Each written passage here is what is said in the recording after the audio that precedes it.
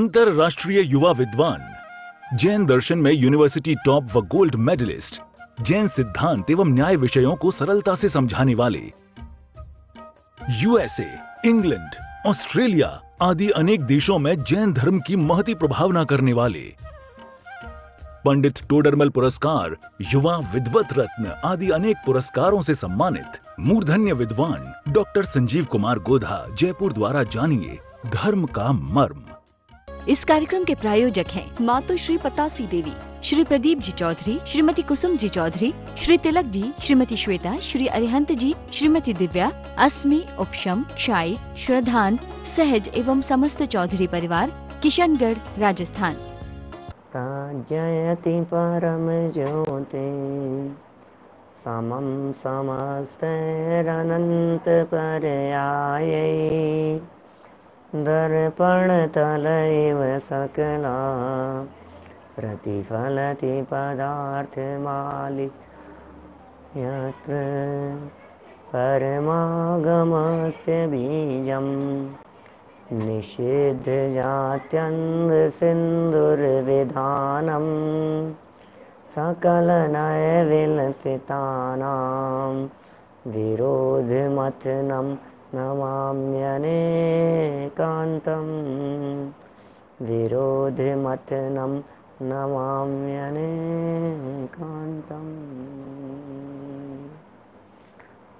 पुरुषार्थ सिद्धि उपाय नामक यह ग्रंथ आचार्य अमृतचंद्र स्वामी की अनुपम रचना यहाँ परिग्रह परिमाण के संदर्भ में अपनी चर्चा चल रही थी। बहुत ही सुंदर और मार्मिक प्रकरण आज यहाँ संपन्नता की तरफ जा रहा है। परिग्रह का सच्चा लक्षण आचार्य देव ने यहाँ बतलाया था कि मूर्छा को परिग्रह कहते हैं, ममत्व परिणाम को परिग्रह कहते हैं, तन्मयता को परिग्रह कहते हैं, अपनेपन को परिग्रह कहते हैं। जहाँ जहाँ तक हमारा अपनापन दौड़ता है वहाँ वहाँ तक परिग्रह चला जाता है। कितनी दूरी तक हमारा परिग्रह वर्तता है, जितनी दूरी तक हमारा अपनापन दौड़ता है। कहाँ कहाँ अपनापन मान रखा है, चाहे वो अपनापन अच्छी चीज़ों में हो या अपनापन बुरी चीज़ों में हो। भाई साहब, हमारे मित्र तो हमारे परिग्रह हैं ही, हमारे शत्रु भी हमारे परिग्रह हैं। आपको जान करके आश्चर्य होगा कि पंडित जी कैसी बातें कर रहे हो आप, मित्र भी परिग्रह और शत्रु भी परिग्रह की। हाँ जी, बिल्कुल बिल्कुल ऐसा ही है। मित्र के साथ साथ में शत्रुओं को भी परिग्रह कहा गया है। शत्रु किसके? मेरा शत्रु है, मेरा शत्रु है, मेरा मेरा मेरा। ये जो मेरापन उस शत्रु के साथ में वर्तता है, ये आपका परिग्रह है। अनुकूल और प्रतिकूल दोनों प्रकार के परिग्रह हैं। अनुकूल परिग्रह, प्रतिकूल परिग्रह। अनुकूल परिग्रहों में मित्र, सगे संबंधी, अनुकूल पत्नी, अनुकूल पुत्र, अनुकूल संयोग, ये सब क्या हैं? परिग्रह हैं। इनको तो सारा जगत परिग्रह मान लेता है, लेकिन जो जो प्रतिकूल हों उन्हें हम परिग्रह नहीं मानते। मैं आपको एक सीधा सा सिंपल सा फॉर्मूला या तर्क देता हूँ। मुझे ये बात बताइए कि ये जो शर्ट है, कुर्ता है, ये आपको अनुकूल है तो आपका परिग्रह है या नहीं है? जैसा परिग्रह है। अच्छा, यदि ये बुरा हो जाए, ये काटने लग जाए, चुभने लग जाए, इसमें से कांटे जैसे चुभने लग जाए, तो आपका परिग्रह है या नहीं है? प्रतिकूल हो गया है तो भी परिग्रह। आप देखिए, आपकी गाड़ी आपके काम आती है, आपको बहुत अनुकूल है, तब तो परिग्रह है। लेकिन वो गाड़ी आपको परेशान करने लग जाए तो क्या वो आपका परिग्रह नहीं है? तब भी परिग्रह। माने अनुकूल हो तब तो परिग्रह है ही, प्रतिकूल हो तब भी परिग्रह है। आपके चप्पल, आपके जूते, शूज जो हैं आपके, यदि वो आपके पैर को काटने लग गए, चुभने लग गए, तकलीफ देने लग गए, बतलाओ अब परिग्रह है या नहीं है? अभी भी परिग्रह है। नहीं काम लो तो भी परिग्रह। अरे बड़ा गजब का है भाई साहब इस परिग्रह का स्वरूप। खैर, काफ़ी चर्चाएं हम पीछे से आपके बीच में करते आ रहे हैं और आपको सब बातें लगभग स्पष्ट होती चली जा रही है। ये मर्म है जिन शासन का, इसलिए असली परिग्रह अंतरंग परिग्रह है। त्याग कीजिए अंतरंग परिग्रह का। सबसे पहले किस क्रम से त्याग किया जाना चाहिए? अंतरंग परिग्रहों की चर्चा के अंतर्गत यहाँ सबसे पहले मिथ्यात्व छोड़ने की कह दी, फिर अनंतानुबंधी साथ में, फिर अप्रत्याख्यान, फिर प्रत्याख्यान, फिर संज्वलन के साथ साथ में हास्य आदि नौकशाएं। ये क्रम है, इस क्रम से त्याग होता है, इस क्रम से परिग्रह छूटता है। हमें भी छोड़ना है परिग्रह। अब ये अंतरंग परिग्रहों की चर्चा तो हो गई थी। आज आचार्य देव यहाँ कुछ बहिरंग परिग्रहों की चर्चा करते हैं। पेज नंबर है 147 और श्लोक है 127, 127 नंबर का श्लोक, 127 नंबर श्लोक, नई पुस्तकों में 147 पेज। बाह्य परिग्रह के त्याग का क्रम। बाहरी परिग्रह के अंदर भी कोई क्रम पड़ेगा क्या? अरे क्रम तो कह दिया है इन्होंने। बाहरी परिग्रह के त्याग का क्रम का मतलब ये हो गया अंतरंग परिग्रह के बाद बहिरंग परिग्रह, ये क्रम है। त्याग करो पहले अंदर से, फिर बाहर में त्याग। सुनो, अंदर में त्याग हुए बिना यदि बाहर में त्याग कर दोगे तो सर फोड़ने लग जाओगे, माथे फोड़ोगे, दुखी हो जाओगे, आकुलित व्याकुलित हो जाओगे। दिल से छूटा नहीं है और बाहर में छोड़ दिया। छोड़ना आसान काम है क्या भाई साहब? तड़फड़ाता है व्यक्ति, ऐसे ही छूट जाता है क्या? अपनी पुत्री का विवाह किया आपने मनपसंद लड़के के साथ में, और खूब तैयारियां, खूब ढोल नगाड़े बजाए, सब लोगों को निमंत्रण दिया, बुलाया, फिर विदा करते समय रोते काहे को? छोड़ा नहीं जाता। माने सब अनुकूलताएं, सब परिस्थितियां होने के बावजूद भी इतना आसान नहीं है छोड़ देना। ये यहां कहना चाह रहे हैं आचार्य देव, तुम छोड़ो, कब छूटेगा? अंदर से अपनापन छूट जावे, अंदर से अपनापन टूट जावे तो छोड़ना आसान हो जाता है। ये छोड़ने की विधि के क्रम में सबसे पहले बात कही गई, अंदर से छोड़ो, मिथ्यात्व छोड़ो। मिथ्यात्व क्यों छुड़ाया? सबसे पहले क्योंकि पर वस्तु के साथ में तन्मयता, ये मूल चीज है, ये खतरनाक चीज है।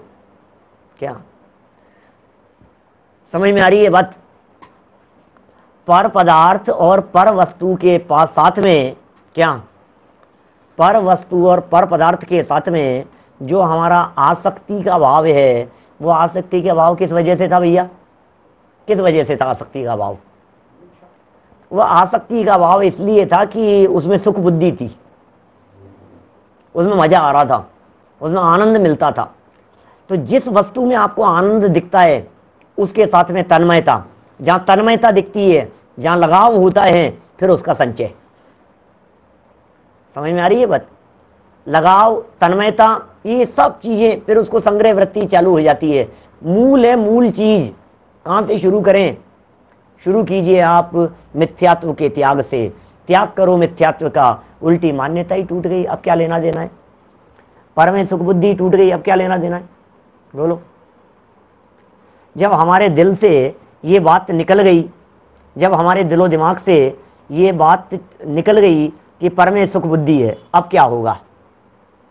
जब विषय में सुख बुद्धि नहीं है, जब पर पदार्थ में आनंद नहीं है, जब उसमें मजा नहीं है, जब पैसा सुखी करने में समर्थ नहीं है, जब संपत्ति धन दौलत मेरे को आनंद मग्न करने में समर्थ नहीं हो सकता है, ये बात हमने समझ ली है। अब बताओ जरा, अब ये मिथ्यात्व चले जाने के बाद में उस परिग्रह का क्या होगा? अरे है तो है, जब तक है तब तक रहेगा, कोई बात नहीं, क्या फर्क पड़ता है, रह जाएगा, छूट जाएगा, जो होना हो तो होवे। परिग्रह त्याग की चिंता करने वाले व्यक्ति, भावना भाने वाले व्यक्ति बाद में क्या होगा इसकी चिंता नहीं किया करते। क्या होगा बाद में इस परिग्रह का? कौन संभालेगा, कौन संभालेगा? भैया संभालने वाला तो होना चाहिए, जब तक संभालने वाला योग्य नहीं हो जाए तब तक मैं क्या करूं भैया? हैं, एक बार पंडित जी क्या बताएं, बच्चे दुकानदारी संभालने लग जाएं एक बार, बस फिर अपन फ्री हैं। तो फ्री नहीं हो पाएगा बापू, क्या कह रहे हैं?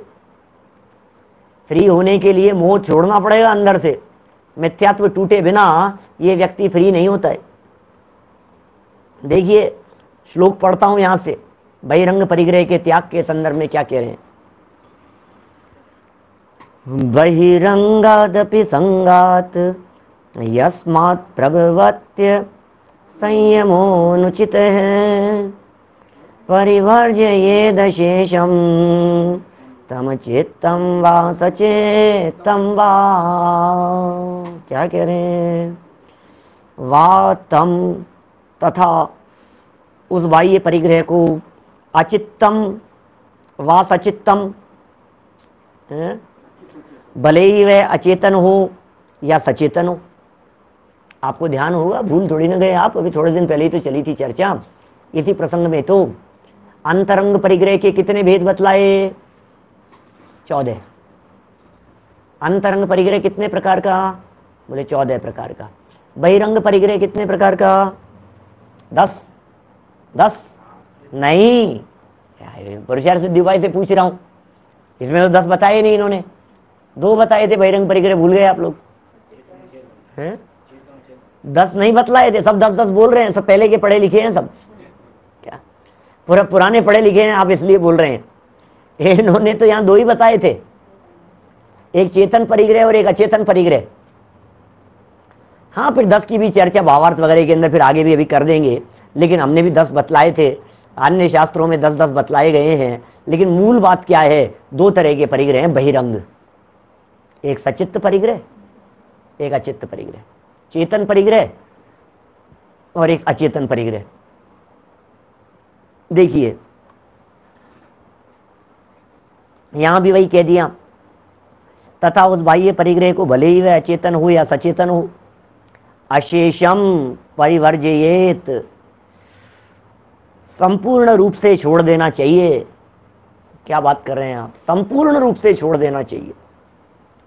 यस्मात् बहिरंगात,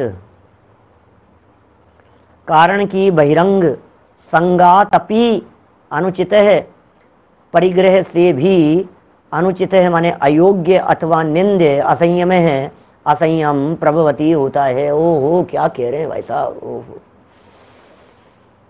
आचार्य देव क्या कहना चाह रहे हैं भाई साहब? सुनो एक बार गंभीरता से। क्या आचार्य देव गंभीरता से ये कहना चाह रहे हैं यहाँ कि तुम्हारा जो बहिरंग परिग्रह है, इस बहिरंग परिग्रह से अनुचित असंयम प्रवर्तता है।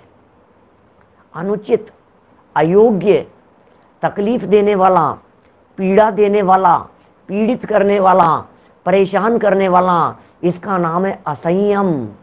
ये वर्तता है, असंयम वर्तता है। निंद्य, निंदनीय। कौन है निंदनीय? बोले असंयम है निंदनीय। क्या? असंयम निंदनीय है, असंयम की निंदा होती है।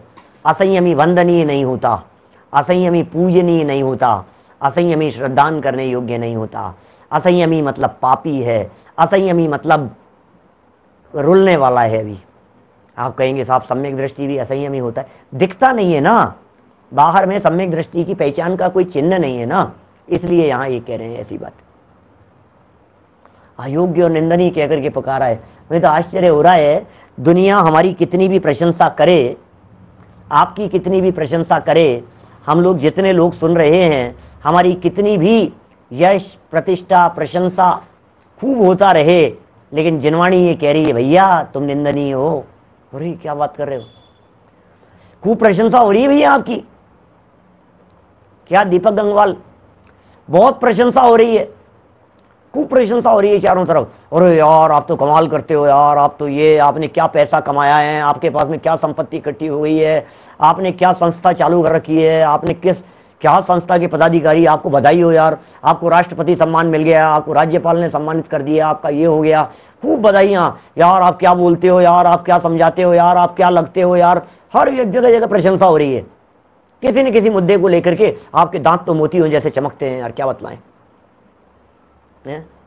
आप तो बड़े सुंदर दिखते हो यार, आपको तो बहुत नॉलेज है भाई साहब।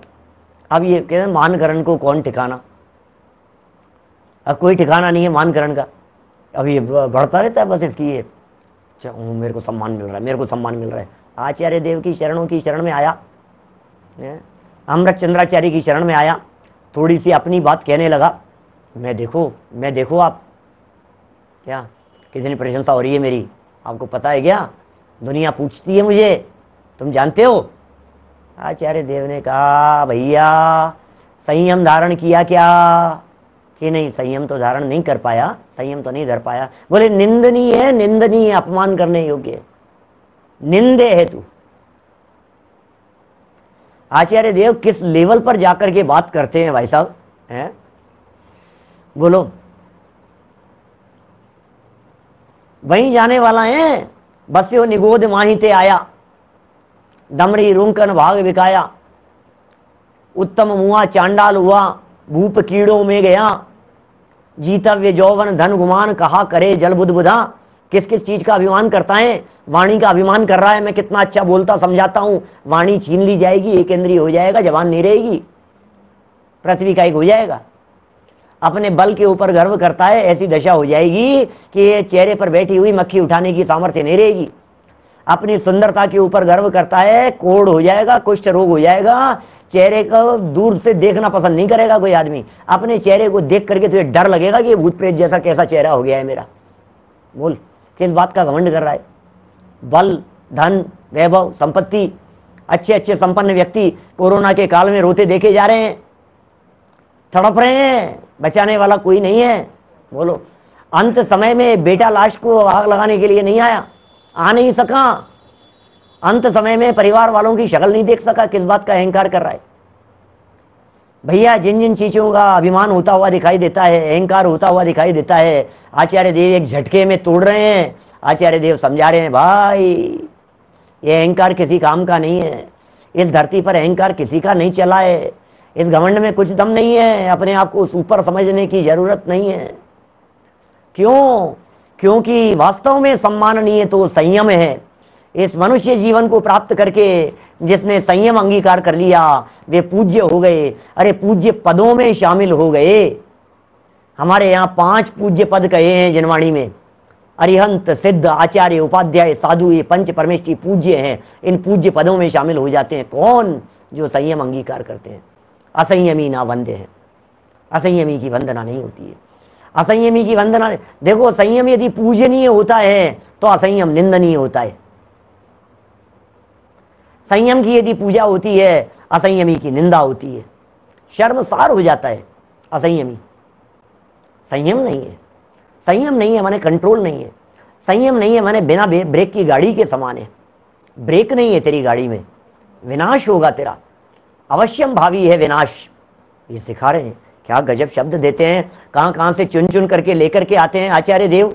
सुन सुन करके और पढ़ पढ़ करके हमारे को तो चित्त इतना प्रमुदित होता है। आचार्य देव निंदनीय कह रहे हैं असंयमी को। अब बोलो आप, ये जीवन क्या निंदनीय अवस्था में बिताना है कि संयम की भावना भाते हो? भावना तो भाव, संयम की भावना भाव भैया। ये मनुष्य जीवन संयम के लिए मिला है, आराधना के लिए मिला है क्या? बोलो बोलो, कौन है भाई साहब? संयम 5 परमेष्ठियों में शामिल होने के लिए कह रहे हैं। 3 लोक के उत्कृष्टतम जीव, इंद्र, सौधर्म इंद्र जैसे, चक्रवर्ती सम्राट जैसे चरणों में आकर के मुकुट धरते हैं। इन्हें कहते हैं प्रशंसनीय। ये काम किया प्रशंसनीय। 2-5 करोड़ कमा लिया, 100-200 500 करोड़ इकट्ठे कर लिए। कौन सा प्रशंसनीय काम कर लिया तुमने? कौन सा क्या क्या हो गया ये? और इसमें तुम्हारी चलती कहाँ है? बोलो, इसमें अपनी चलती कहाँ है चावड़ा जी साहब? बताओ। खूब इकट्ठे कर लिए हमने, खूब इकट्ठे कर लिए हमने। एक झटका लगा और चलो आ जाओ, क्वारंटाइन हो जाओ, आ जाओ तुम। अस्पताल में जगह नहीं है तुम्हारे, यहाँ बेड लगा दिए तुम्हारे लिए। घर नहीं जा सकते हो, घर वाले नहीं मिल नहीं सकते, तुम्हारे बच्चे नहीं मिल सकते, बच्चियाँ नहीं मिल सकती, बहुएं आ नहीं सकती, पोते पोतियों की शक्ल नहीं देख सकते। चलो तुम, छुट्टी हो गई तुम्हारी। अब किसकी कहाँ चले बतलाओ? इस वस्तु स्वरूप के आगे किसकी चलती है? किसी की नहीं चल रही है। तो भैया प्रशंसनीय है क्या? संयम। और संयम के लिए पहले क्या बात कह दी इन्होंने? संयम के लिए मिथ्यात्व अनंतानुबंधी का पहले त्याग करना, फिर अप्रत्याख्यानावरण का त्याग करना, फिर प्रत्याख्यानावरण छूटेगी, उसके बाद बहिरंग त्याग की चर्चा कर रहे हैं। बहिरंग त्याग कहां से आया? ये जो बहिरंग त्याग है, इसका क्रम कब आया है? जब तूने मिथ्यात्व अनंतानुबंधी आदि छूट गया। अब ये उल्टा चलता है, पंडित जी मैंने इतना तो छोड़ दिया, पंडित जी मैंने इतना तो छोड़ दिया। भैया मिथ्यात्व छूटा क्या? मिथ्यात्व छूटता रहेगा। मिथ्यात्व में क्या है? पहले कपड़े तो छोड़ दें। अरे भैया मुनिव्रत धारे अनंत बार ग्रह व्यक उपजायो। क्या वे निज आत्म ज्ञान बिना सुख लेश न पायो। अनंत बार छोड़ा है, अनंत बार छोड़ा है। क्या त्याज्य है ये सब? त्याज्य है। अरे अभी त्याग की चर्चा करने वाले हैं। आगे त्याग को समझाने वाले हैं। क्या होता है त्याग? उस त्याग को समझाएंगे।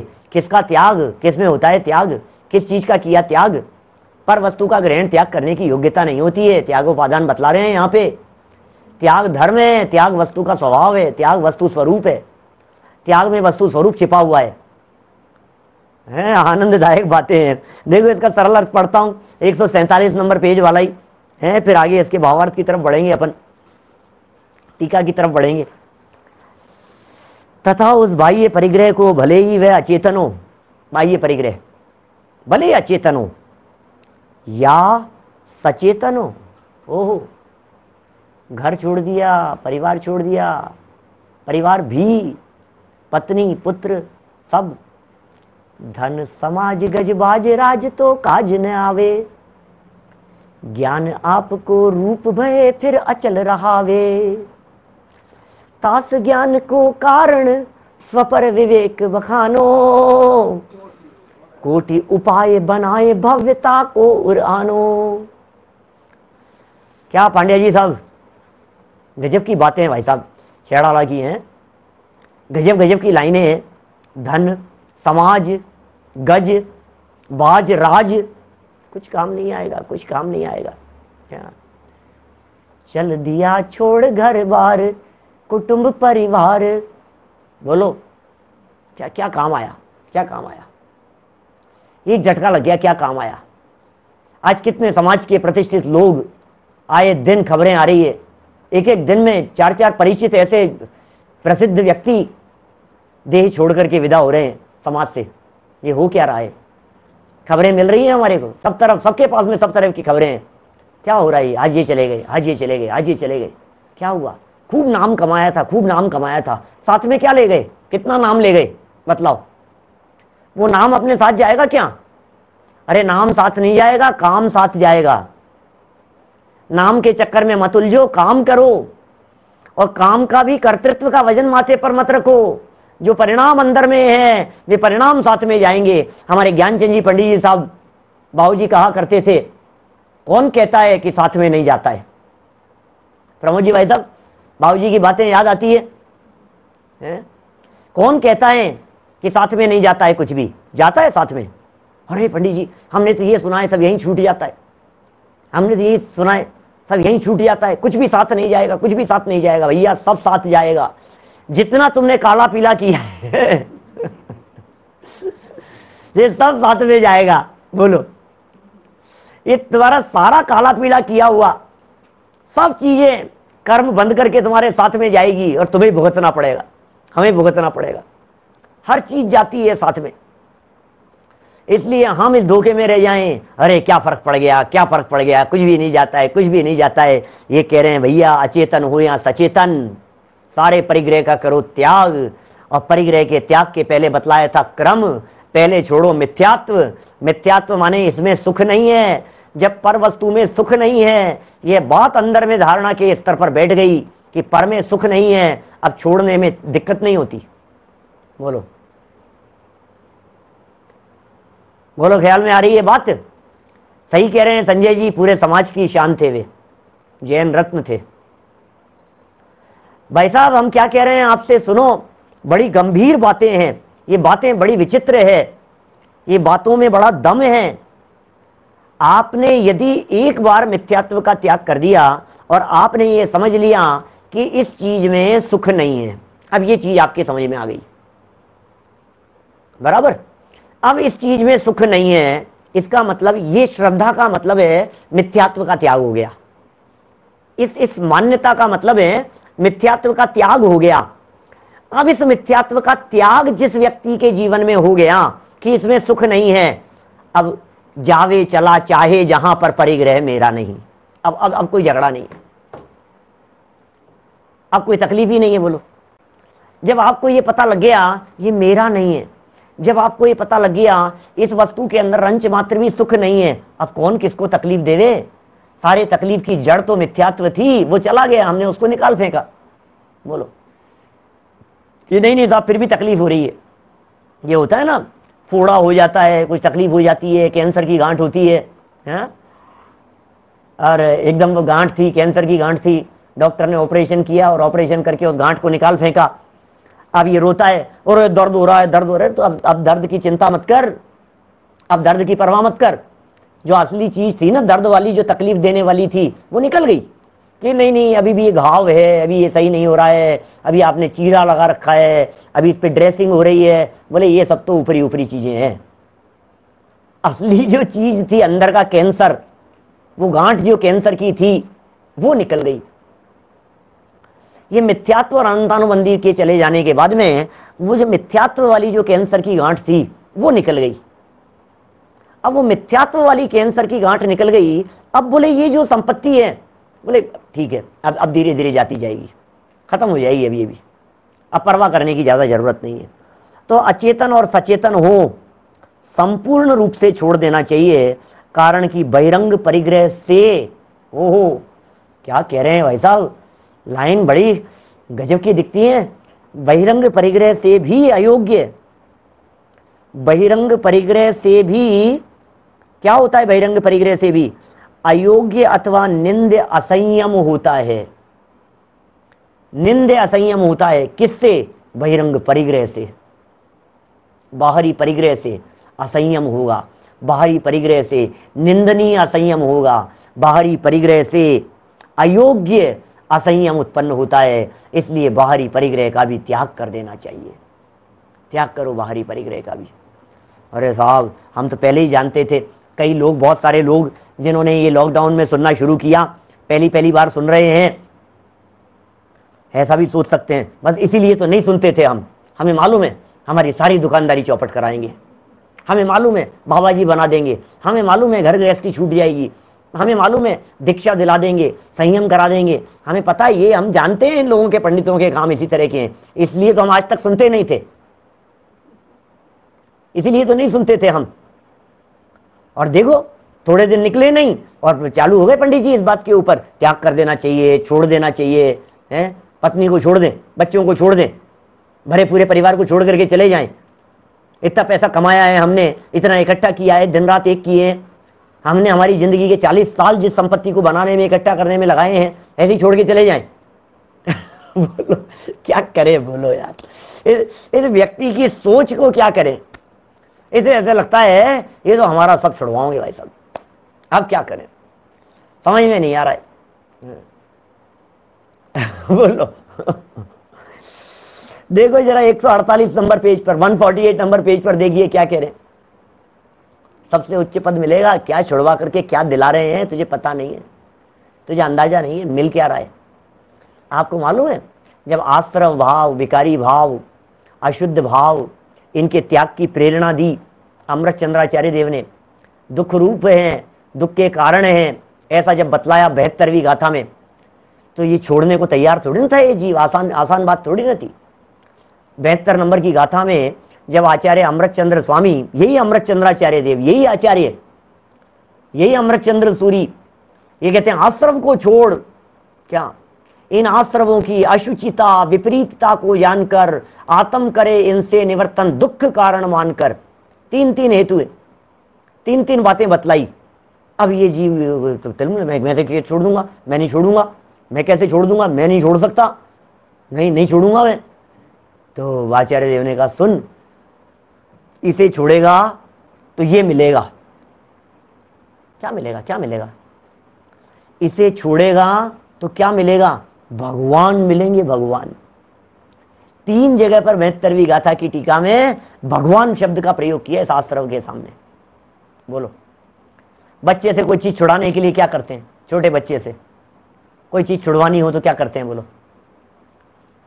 1.5 साल का बच्चा है, 1.5 साल का बच्चा है, 2 साल का बच्चा है, ले लिया आपका मोबाइल, दे नहीं रहा है, खूब कोशिश की छोड़ दे, नहीं, रोना झींकना चालू कर दिया, हाथ से ऐसे भींच लिया, नहीं दे रहा हूं। अब आपको क्या करना है, बोलो, अब उसे दिखाओ, ये ले बेटा, ये ले। अब ये इसको अपने आप छोड़ देता है, ये पकड़ लेता है। कितना सिंपल सा तरीका है। आपने उसको क्या दिखाया, आपने उसको अच्छी चीज दिखाई, अब ये अच्छी चीज दिखा करके पकड़ ली, ये छोड़ दिया, अपने आप छोड़ दिया। ये है भाई साहब गजब की बात, ये गजब की बात है, ऐसे छूटता है।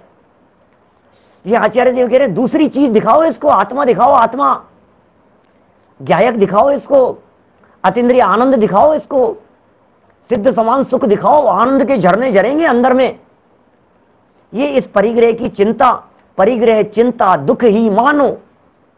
परिग्रह की चिंता तो दुख रूप ही है, और परिग्रह की चिंता को दुख रूप जान करके अरे आत्मा ही आत्मा का परिग्रह, ये कुंदकुंदाचार्य देव कहते हैं निर्जराधिकार में, आत्मा ही आत्मा का परिग्रह। यह जानकर बतलाओ, मेरा आत्मा ही मेरा परिग्रह है, मेरे अनंत गुण मेरी संपदा है, मेरा ज्ञायक प्रभु परमात्मा इस देह देवालय में विराजमान, ज्ञान दर्शन सुख वीर्य चारित्र आदि अनंत गुणों की निधियां जिसके अंदर भरी हुई है, अनंत संपदा जिसके अंदर भरी हुई है, ये जो मेरा ज्ञायक तत्व इस देह देवालय में विराजमान है, अरे यह आनंददायक है, यह आनंददायक है भैया। उसकी दृष्टि देगा तो क्या होगा? आनंद के झरने झरते प्रदेशों में निज ध्यान जब धरते हैं।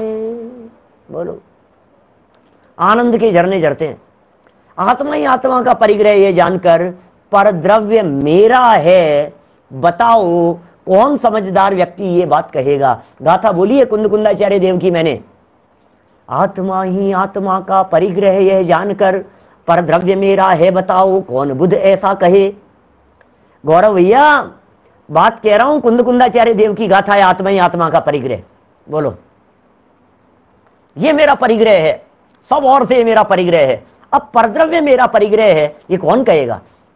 ये वही कह सकता है जिसने अपने परिग्रह को नहीं पहचाना, जिसे अपनी संपत्ति की खबर नहीं है, वो दूसरे की संपत्ति को हड़पने की चेष्टा किया करता है। बोलो, जिसे अपने वैभव की खबर नहीं है, जिसे अपनी निधि की खबर नहीं है, जिसे अपने खजाने पर दृष्टि नहीं है, वो क्या करेगा? क्या? बोलो, समझ में आ रही है कि नहीं बात? भैया कुछ अजब गजब की बातें हैं। ये बातें कहां से आई है? ये आचार्य के हृदय में क्या हमारा जीवन उद्धार कर रहे हैं आचार्य देव? क्या बातें समझा रहे हैं हमारे को? एक एक बात अंदर में उतर जाए, अंदर की गहराई में चले जाए, हैं? कितनी कितनी मार्मिक बातें हैं। देखो, टीका पढ़ता हूं, टीका देखो जरा। यस्मात् बहिरंगात अपि संगात अनुचित असंयम भवति। ओहो, तस्मात् तम अचित्तम सचित्तम वा अशेषम परिग्रहम परिवर्जित। क्या कह रहे हैं? अचित्तम सचित्तम वा, अचित्तम सचित्तम वा, अचित्त हो या सचित्त सभी प्रकार के परिग्रह से भी अयोग्य निंदनीय है, परिवर्जित, परिवर्जित, सब और से छोड़ दो उनको। देखो नीचे अर्थ पढ़ता हूं। क्योंकि बाह्य धन धान्य आदि परिग्रह से भी क्या होता है साहब? क्या हो गया?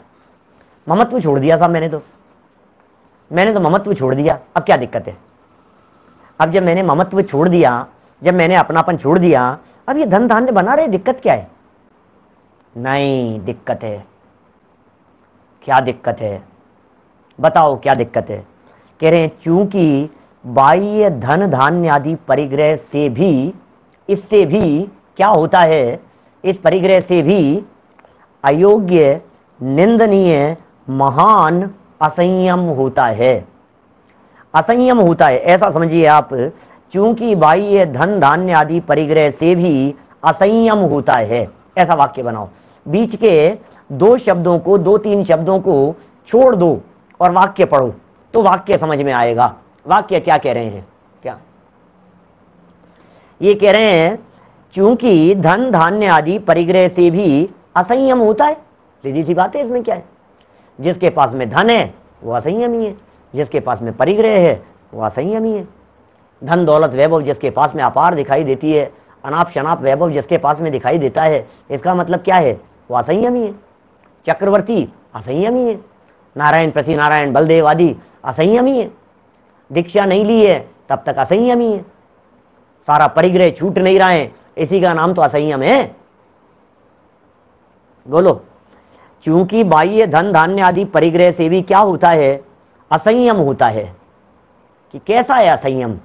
बोले निंदनीय है, महान असंयम है। महानिंदनीय हैं, महाअयोग्य हैं। अनंत भव हमने असंयम में बिताए हैं। बोलो बोलो दीपक जी, अनंत भव हमने असंयम में बिताए हैं। क्या असंयम में बीते? संयम धरना सके पे संयम धारण की उरे रटा रटी, चिन मूरत द्रगधारी की मोहे रीति लगत है अटापटी। क्या कह रहे हैं? ये जो असंयम है भैया, संयम के बिना सुरग नरक पशु गति में नाही। बोलो, संयम धर्म का अर्घ है, ध्यानथ राय जी का लिखा हुआ। स्वर्ग में संयम नहीं है, नरक में संयम नहीं है, तिर्यंच गति के जीवों में संयम नहीं है। बेचारे संयम के लिए छटपटाते रहे लेकिन संयम धारण नहीं कर सकते। इस कार्यक्रम के प्रायोजक हैं मातु श्री पतासी देवी, श्री प्रदीप जी चौधरी, श्रीमती कुसुम जी चौधरी, श्री तिलक जी, श्रीमती श्वेता, श्री अरिहंत जी, श्रीमती दिव्या, अस्मि, उपशम, क्षाई, श्रद्धान, सहज एवं समस्त चौधरी परिवार, किशनगढ़, राजस्थान।